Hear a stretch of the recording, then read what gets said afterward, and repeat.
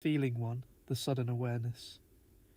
You're going about your day on autopilot, brushing your teeth, scrolling, walking, and then something switches.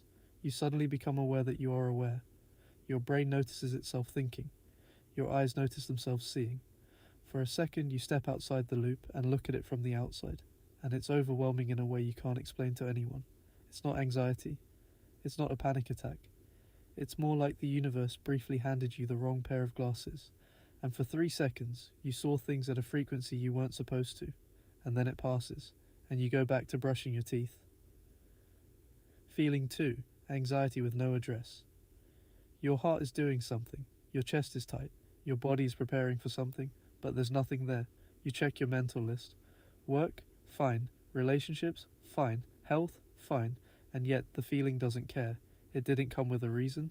It just showed up, uninvited, like an alarm going off in an empty building. The terrifying part isn't the anxiety itself, it's the fact that you can't solve it because there's nothing to solve.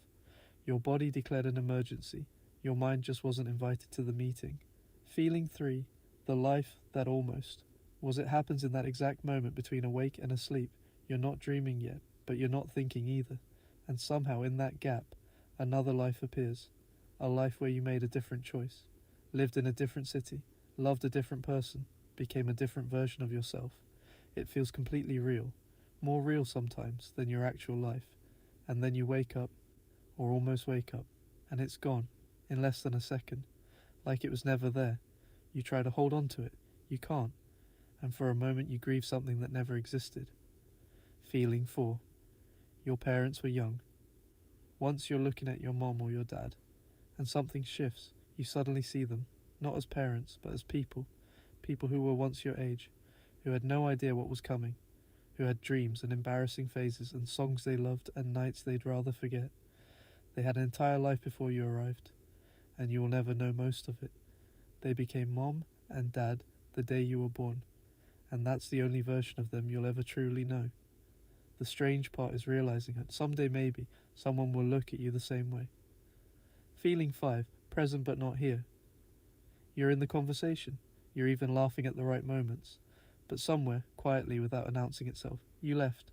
Your body's at the table. Your voice is still responding. But you, the actual you, drifted somewhere else.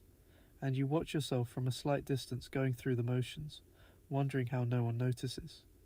It's not sadness exactly. It's more like a fog that rolled in without warning.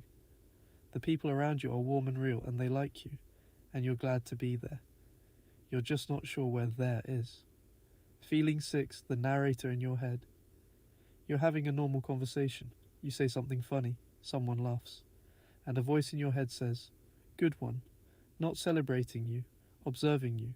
There's a version of you that watches everything you do, in real time, like a director watching their actor on set. You notice yourself being nervous. You notice yourself laughing. You notice yourself noticing. Sometimes it's exhausting.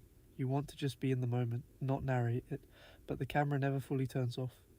And sometimes, in the middle of a completely ordinary moment, you suddenly feel the weight of it. Someone is watching this. That someone is me, and I have absolutely no idea what the movie is about. Feeling 7, the accidental miracle.